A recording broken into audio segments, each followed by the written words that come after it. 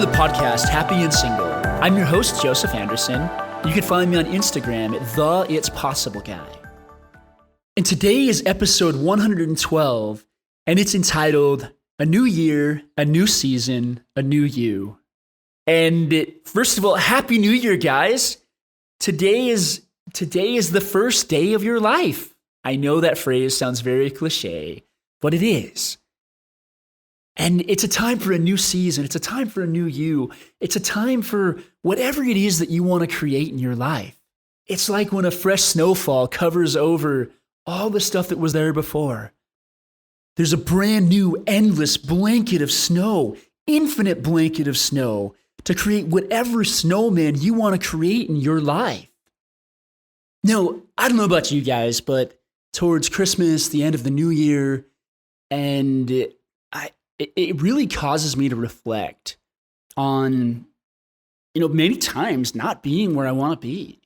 Not having the family that I want, not having the girl that I really want to be in my life, not having any of those things. And so it's interesting when I really sit and think about it. We have different ways to look at the different seasons of our lives. I think for some people it really is. It's that time that it's like, well, tell me what I want to focus on all the things I haven't done this year. Now, first of all, it's important to focus on all the amazing accomplishments that you made. Because you know what? We never see that. We generally want to focus on, I have to do better in this. I have to do better in this. I have to do better in this. There's something really good also about saying, well, what did I get done this year? What was it that I'm really proud of this year? And sometimes it can be the littlest of things. But it's big for you. It's like last night, I happened to be at my sister's house right now with my nieces and nephews. And one of my little nephews happened to break the guitar that I've gotten for them. And as I took apart part of the guitar, the input jack, if you know guitars, we noticed that the wires had come unconnected. Now, if you don't know anything about electronics, and which I don't either, everything I learn on YouTube, I found videos of them reattaching these things with a soldering iron. And then I found online that, I found a soldering iron at a hardware store that was like $5, and the solder itself was like $4. And so for less than $10, I fixed this guitar.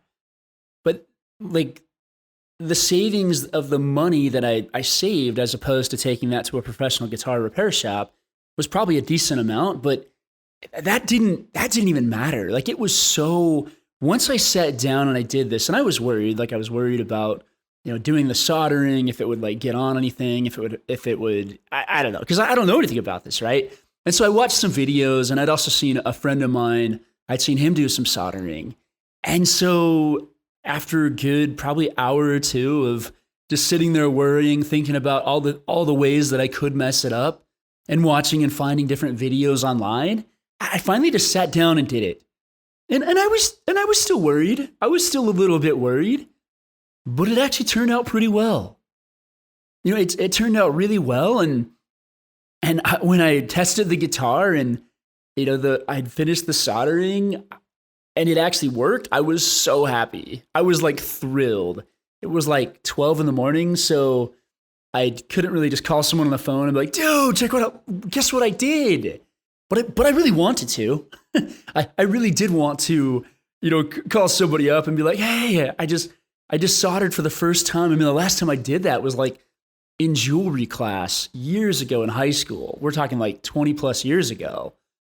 And I think it's those things that we really try, that we really take on, that are exciting. And another thing that happened for me was yesterday I went ice skating with my little nieces and nephews. And as we were skating, my nephew, my 5-year-old nephew, Austin, was not, he was really worried about falling. And he was holding onto the side of the rail. And he was kind of basically just walking on the ice. And, plenty of times I was just kind of holding him so he didn't fall on the ice. And then we sat we were actually at a legit ice rink. So we sat in one of the team boxes because he wanted to take a break. He was getting frustrated.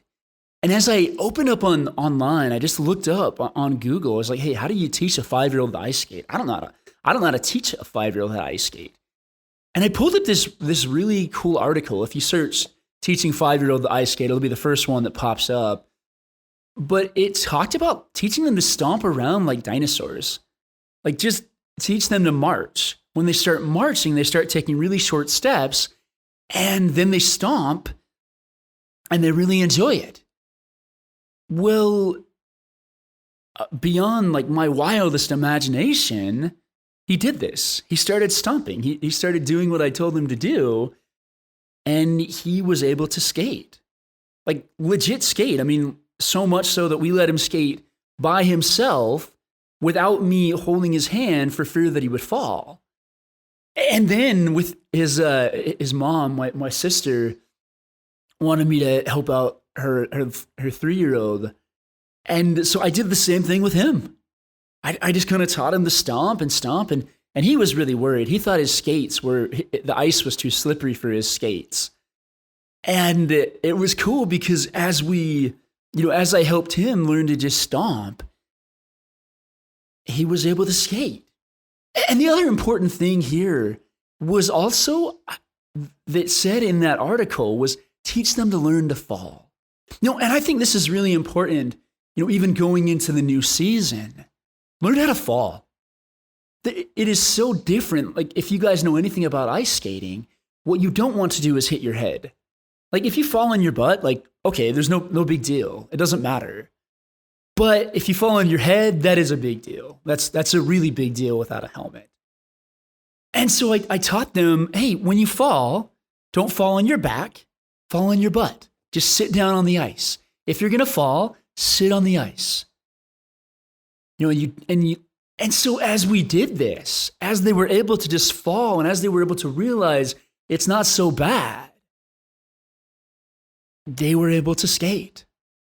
And truthfully, my 3-year-old and my 5-year-old nephew, they were having so much fun when we wanted to go because, well, my feet were really hurting because if you've ever had rental skates, they are not fun.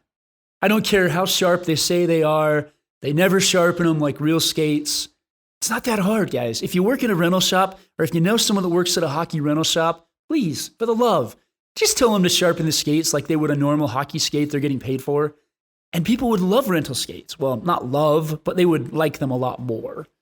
Anyway, so my feet were getting sore and they weren't ready to go. Why? Because they learned how to skate. Oh my goodness. There was something so exciting about helping them learn that, about helping them try. And then when I got to do that same thing with the soldering iron, it's like, okay, well, I could mess this up. And it's like, okay, well, this guitar is only about $50, and I was one of the people that bought it for him. And so, like, who cares?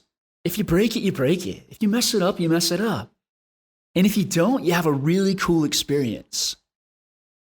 Guys, what are you missing out on in your life right now because you're not willing to try? I think so often, and this is, one of the thoughts and ideas to talk about today was to learn to fall. It's to learn how to fall. Learn how to be okay when you fall. It's not so bad. Now, granted, if you take your expectations up to the moon and you fall from that high because the single person that you wanted to be with for the rest of your life says no, yeah, that's probably going to hurt pretty bad. But if you just understand the nature of relationships, the nature of all aspects of life, is throw yourself into life. And yeah, sometimes you're going to get hit. Sometimes you're going to get punched. Sometimes you're going to get kicked down. But you got to get back up. And a new season is a time to get back up. I love something about sports, that it does not matter how bad your last season was. Yes, you do carry that around a little bit in your head, but you always have a new season. Always. I really like something that they do over in what they call the English Premier League over in England soccer. The bottom two teams are actually moved to the next league down. Whereas in the USA, all of our main leagues, if you're the bottom team, you basically get the number one draft pick. So you get the best draft pick because you lost the most games. I mean, I kind of like the idea, like I said, of the English Premier League. Could you imagine if we had that kind of built up where, you lose those couple games and you go down, or like you lose your season and you actually go down? So in like the NBA, for example, would be the NBA teams would all be there, but there would be a G League team, the bottom two teams and the top two G League teams would swap places basically. I think that's kind of cool.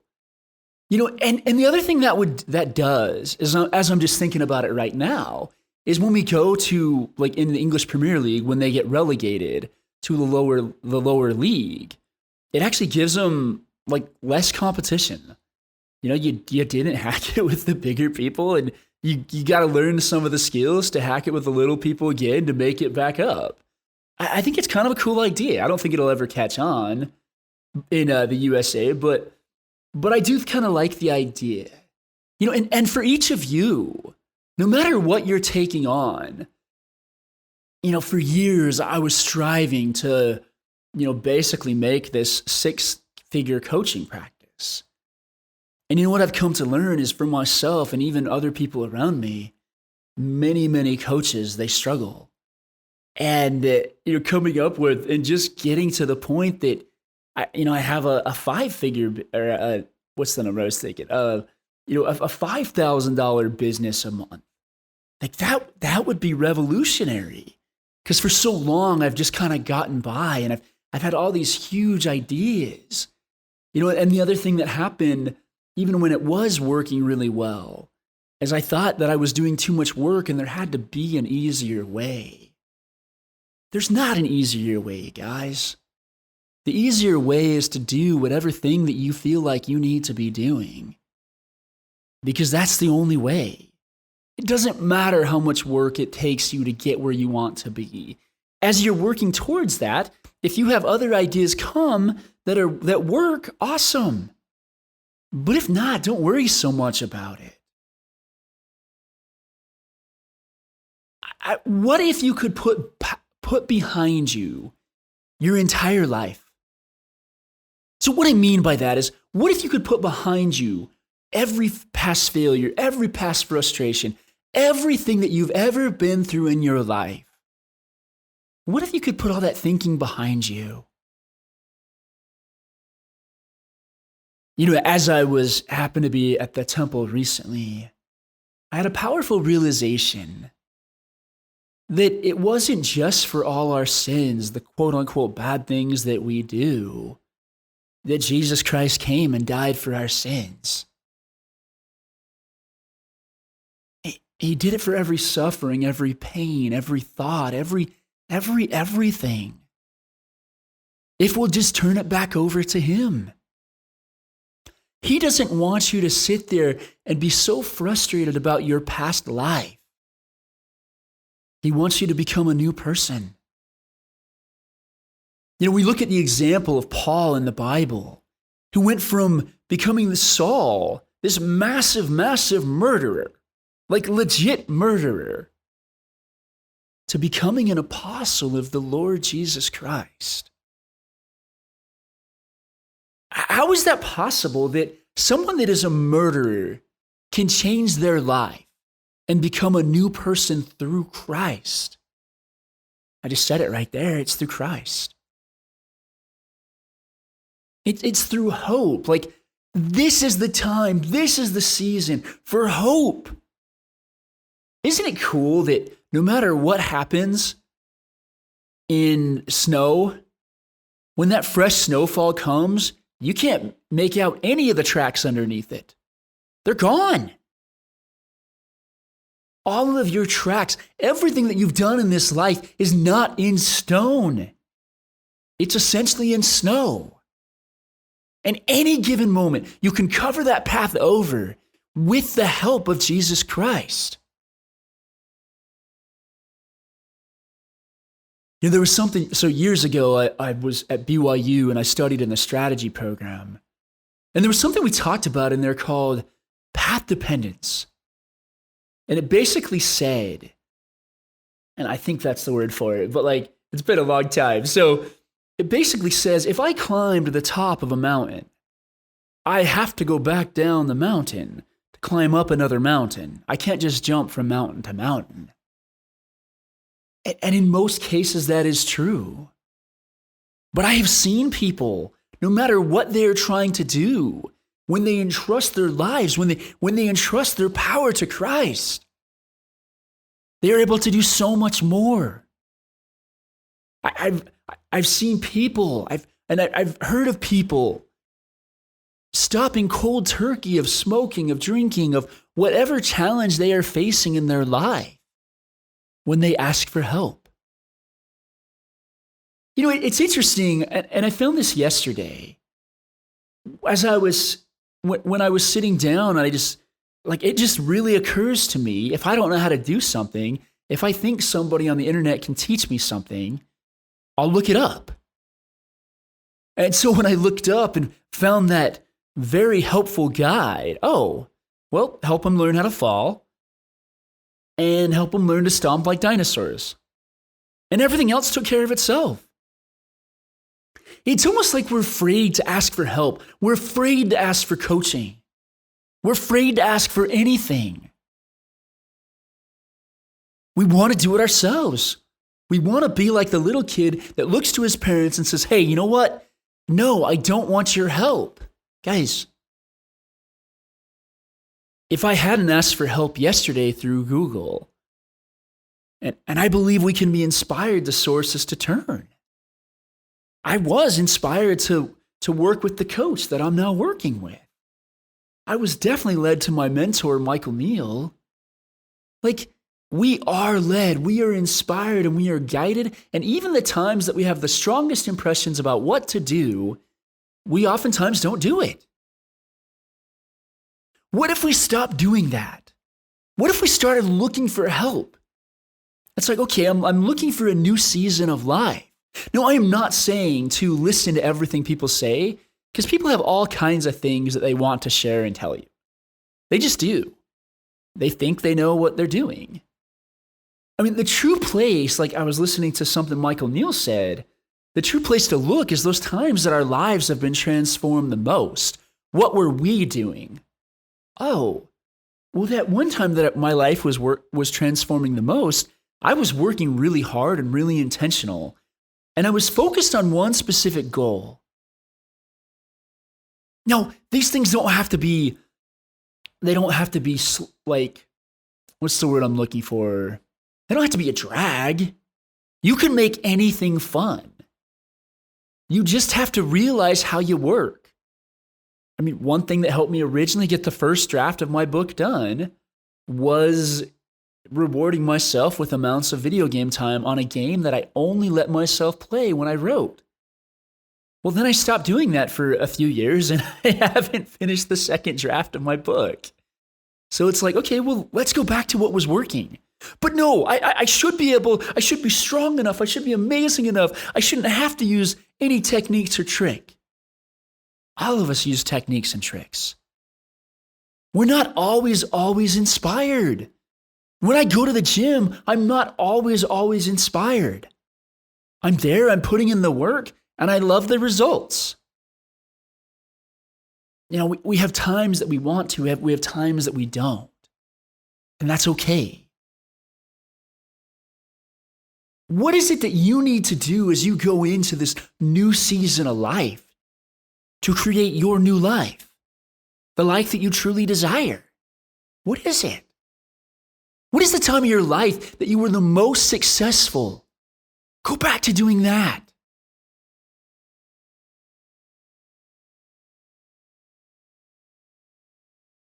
You know, and when you start getting, especially towards the end of the year, don't make any rash decisions. That's the time that we always feel this desire to make rash decisions. But truthfully, what if you could let your past go? And what if all that happens is we have thoughts arise about our past that frustrate us? I believe part of this is habitual thinking. I believe part of this is the adversary. And we'll just sum that up and call it crazy leprechaun thinking. It's just recognizing that it's all thought. Recognizing that everything coming through you is just thought. That is all it is. And you don't have to act on it. You don't have to do anything from it. You can, but you don't have to. You get to choose. You get to make the choice. I mean, as I look back on some of the most successful and happy times of my life, one was a time where I was on my mission. I set 4 challenging goals. 4 challenging goals that I wanted to accomplish. And I did them.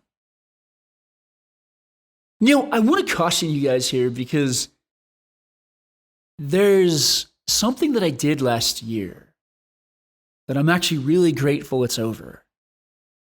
Last year, on the first of the year, a religious leader of mine posted on Instagram named Russell M. Nilsson to pick resolutions and things that you would be resolute in. What I chose to do was to pick things that I really thought I should be doing, but for whatever reason that I wasn't. And as of this recording, we're 3 days away from the end of the year. I have not missed a single day. But that has not been a fun experience. And it hasn't been as productive as I wanted. Like, I picked things that I would do every day, but when it's 12 o'clock at night and you just have to play 21 minutes of guitar, you're not going to be playing your best guitar. I mean, especially if other people in your house happen to be sleeping, you're probably just going to play as quietly as possible. And when push comes to shove, I set up little safety valves because I knew this would be challenging at times. Because when I'm on vacation or when I'm spending time with family or when I'm spending time with friends, on the way down and back to seeing my friends, I would have to listen to a book about writing. I mean, the only thing that I really never let myself get away with was anything except playing the guitar. And yes, I did get a lot better, but it did take some of the fun out of it. So I wouldn't necessarily recommend an entire year-long experiment for resolutions. The way I look at it now is, I was told something recently is just, which I'm sure you guys have heard before, but don't just focus on being busy, focus on being productive. Now, like, I have the It's Possible challenge if you guys follow me over on social media, which has been fun. And sometimes that has been pushed to shove. But you know what's really been hard about that? Is it's like, well, I've already committed to do all these other things. Where am I going to find the time to get this challenge done? That's really what it's been. Oh my goodness, guys, I am going to feel so relieved here in 3 days. Yes, I will finish. Yes, I will complete it. But I don't recommend just doing that. And also allowing yourself, me personally, I live by so many rules sometimes. I don't know why. I mean, something to explore probably for me later, but it's about giving yourself the freedom and flexibility. It's kind of like with this guitar that I was working on. I really did. I spent, probably an hour or two worried about doing this. It's like, okay, is it safe to solder inside a house? Am I going to screw up my sister's table? Like, what's going to happen? And I figured out things around all of those. I mean, I think the question that would have helped me the most is, okay, well, I'm going to do this because I'm going to do it. I already told my nephew that I'd fix his guitar. Okay, so what is my first step? And it will come to you. There's a wonderful, wonderful book, if you guys haven't read it yet, called The Rich Man's Secret. And it says in there, take the first step, no more, no less, and the next will be revealed. Guys, I want you to think of this next season of your life as your time to create anything that you desire, anything that you want to, anything that you want to bring to creation in this world. There's a scripture that came to me the other day while I was in church, and it's in the Book of Mormon, and it says Alma 34, verse 32. And it says, "For behold, this life is the time for men to prepare to meet God. Yea, behold, the day of this life is the day for men to perform their labors." And where it says labors, I love this. It has a footnote that says good works and industry. And above that, where it says to prepare, it has something that says self-mastery. Guys, now is your time to prepare. Now is your time to create. And we spend so much more of our time thinking about all the things that we did not get done the year before, instead of, oh my goodness, this is my time to create. Now, I also want to put in here, learn to fall. Learn to fall. It is so important to remember there is times that you are going to mess up. It just happens. It really does. Just understanding and accept that. But what we normally do is we've said, oh my goodness, my life is finally turning around. My life is finally changing. And all of a sudden we get wrapped up and we miss one day and it's like, oh no, I'm the same person I was before. That I'm the same person I was before is just a thought. And it's a thought that you don't have to give any attention to, any power to whatsoever, because it's just a thought. And once again, it's habitual thinking and it's the adversary, a combination of those. You just have to recognize, oh, there's that thought. You know, there's something in a book that I read that said, the more I learn about this understanding, it's more about, you know, fewer commas, more full stops. And a full stop, I think in England is a period, in the USA. But like, you didn't get your reading done, period. Not, you didn't get your reading done, and so it's going to be like every other year. Or you didn't work very hard today, you're becoming your old self. Like, it doesn't mean that. It's just a thought that goes through our head. And when you are at your best, you do amazingly well. All you have to do is get back to that. But those thoughts that take you away from that good, beautiful feeling of the Spirit, that peace, that joy, those are not the feelings you want to focus on. And they can be so clever, so discreet. The other thing I want to add here, I do think, you know, for the past 5 years, since I've come across this new understanding known as the 3 principles, I haven't got done near as much as I wanted to, or near as much as I thought I should have gotten done. So I'm learning now there's a balance between, yeah, it's wonderful to live in this beautiful feeling all the time, but there's also an entire world out there to explore. There's all kinds of projects, all kinds of things that I can go create. And when I let go of the thinking in my head, I do really well. And I don't know about you. I don't know how you work. I don't know how you operate. But I do. I really do so much better without so much thinking in my head, and so do you. When those thoughts come up of, oh my goodness, here we go again. Like, Here We Go Again is a wonderful song by some band from the 80s, but it is a terrible way to live our lives. It's not here I go again. It's, oh, okay, yeah. I chose not to work very hard today, or I chose not to do my writing for my book today. What will I do tomorrow? It's more about getting curious than getting furious. That might be a good title for another podcast. Guys, get curious instead of getting furious. Don't get mad at yourself. Don't get frustrated with yourself. Allow yourself to go in. Allow yourself to get curious. Allow yourself to dive in and see, okay, what happened today? And really go in, really do a little bit of introspection. I also feel it's super important to have checkpoints. There's a book, it's called, I think it's called The 12-Week Year.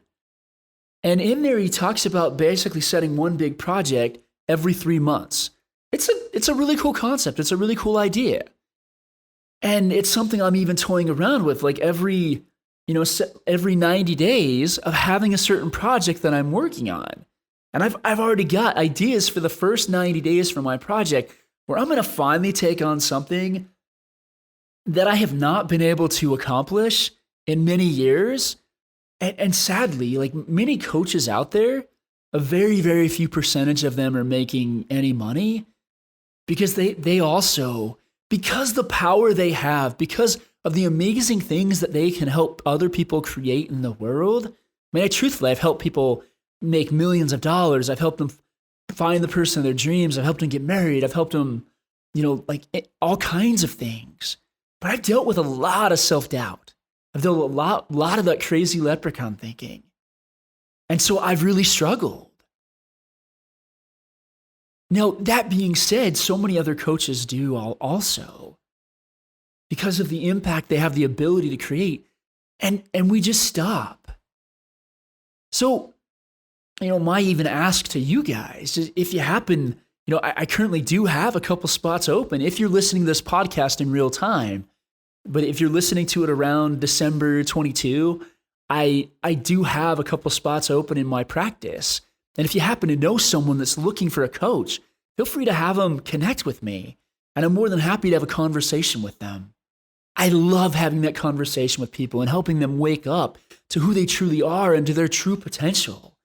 There's almost nothing like it.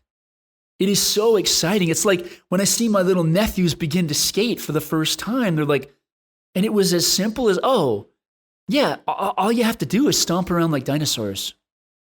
Oh, really? Like that'll help little kids skate? Yeah, it will. And it's awesome. And seeing the way they light up and seeing the way I lit up last night when I did that soldering job. Oh, so that's what I was going to say.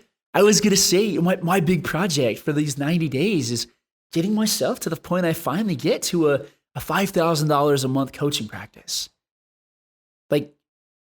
And that's my goal. Now, I'm not declaring that, guys. I'm just to clarify, but that is something I'm strongly considering. But it feels really good. So I think I'm going to. When we go forward, all kinds of things happen.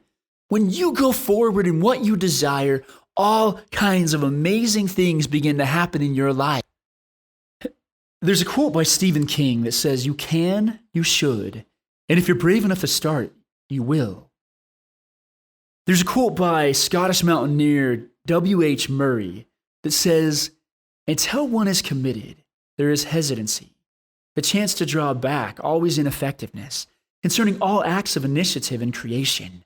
There is one elementary truth, the ignorance of which kills countless ideas and splendid plans, that the moment one definitely commits oneself, then providence moves too. All sorts of things occur to help one that would never otherwise have occurred. A whole stream of events issues from the decision, raising in one's favor all manner of unforeseen incidents, meetings, and material assistance, which no man could have dreamt would have come his way. I learned a deep respect for one of Goethe's couplets. Whatever you can do or dream you can, begin it. Boldness has genius, power, and magic in it." Now, right before this, he says this quote, "We hadn't really done anything. But when I had said that nothing had been done, I erred in one important matter. We had definitely committed ourselves and were halfway out of our ruts. We had put down our passage money, booked a sailing to Bombay. This may sound too simple, but is great in consequence. Until one is committed, there is hesitancy, the chance to draw back, always ineffectiveness. And then he goes on to finish the quote that I just quoted. Guys, all you have to do is book a ticket. All you have to do is take a tiny step and decide the direction that you want to go. What do you feel excited about? What do you feel like a little kid about? Like you just feel excited, like a little kid at Christmas. Oh my goodness, what if I could accomplish that? What if I really could do that thing? What if I could write that book? You can. Everything seems so hard until you start. It seemed really challenging for me to sit down and write a book until I started doing it. And sometimes it still does. It seemed really hard to solder that guitar until I actually did it. And we have so much thinking, oh my goodness, think of everything that could go wrong. No, think of everything that could go right. So I would invite you over the course of this next week, if you haven't already, to sit down and just playstorm. What does that mean? It means take out a blank piece of paper and just start writing on it. If you want to go to one of your favorite restaurants and just sit there at lunch and just start writing, play some of your favorite music, maybe put on some headphones and just go to town on something that makes you feel so excited, and then write it down. And then I'd also invite you to put it into like a letter to yourself. And say, oh my goodness, Joseph, I can't believe it. This year's been amazing. Can you believe it? We've accomplished this and this and this and this and this. Not because somebody else tells you to, but because you want to. I don't want to have a thriving coaching business because somebody told me to. I want to have that because it's always what I've wanted. It's just I've confused sometimes the crazy leprechaun thinking for that other feeling which just feels awful, which is telling me to stop. Once you have peace, once you have joy about doing something, you can go forward and do it. So once again, guys, now, a new year is a time for a new season and a new you. So go be that new you. And if you're struggling being that new you, hey, come talk to me. I run a couple of free group coaching sessions. Just go to happyandsingle.com. So happy, the letter N, single.com. And you'll see the schedule for whatever month it is that you're listening to this in. And come and you'll be amazed at what will happen, even from just getting a little clarity. We need more clarity in our lives. We need to get clear on what we're up to, clear on what we're spending our time on. And also noticing, is it working? Is this action working? Not necessarily whether the results, that we see the results exactly, but if we feel like it's working, if we feel good about it. And I mean, of course, notice the results and stuff too, but sometimes those can be deceiving. And I like the analogy of a bamboo tree. A bamboo tree doesn't grow at all for 5 years, and then it shoots up like crazy. So no matter what you've done in the past 5 years, imagine you're a bamboo tree, and it's like, hey, yeah, I had 5 years under the ground, and now I'm rising up. And then go do it. And when you fall, learn to fall. Be like, oh, hey, use a period instead of a comma. Oh, yeah, I got lost in playing video games or watching TV or on that latest series on whatever I'm streaming.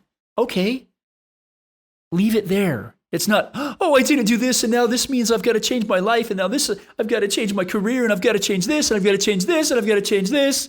Don't do that. Just allow yourself to say, oh, yeah, I didn't do that even for this hour, for this day, even for the last 10 minutes. And then once again, a new year, a new season, a new you. Now, what is it that you felt inspired to do after listening to this podcast today? What is it that you want to create in this new year? Sit down, do the play storming we talked about, and have some fun. And this really could be the best year of your life. Now, if you've made it to this point in the podcast, I'd like to invite you to go ahead and subscribe to the podcast. I don't know how you got here, but that way, if you ever want to get back here again, it's right there for you in your subscriptions. And if you haven't already joined us, one of the really cool things that I do that's free for anyone that would like to participate is each Monday morning at 10 a.m. Arizona time, I host a group coaching call for Happy and Single. Anyone is welcome to come on, and you can even receive a little bit of one-on-one coaching time with me, depending on how many people are in the call. Now, every now and then that schedule changes, so you can go to the website happynsingle.com to be able to look at the schedule and also to be able to find the link to the Zoom room. Now, at the same time, if you would prefer a more one-on-one type of coaching experience where you can sit down and share your hopes and dreams and just kind of the stuff going on in your world, then there's another option available for you as well. Now, the bulk of my business is actually doing one-on-one coaching. If that's something you're interested in exploring, I've got a few spots open in my coaching practice. You can just message me on Instagram at the It's Possible Guy, and we can sit down and have a chat. And it doesn't matter where you're at in the world. I've worked with people across the world. I do everything over Zoom, so it actually makes it pretty easy. Thank you guys so much again for listening. And go out and live your adventure. Thank you.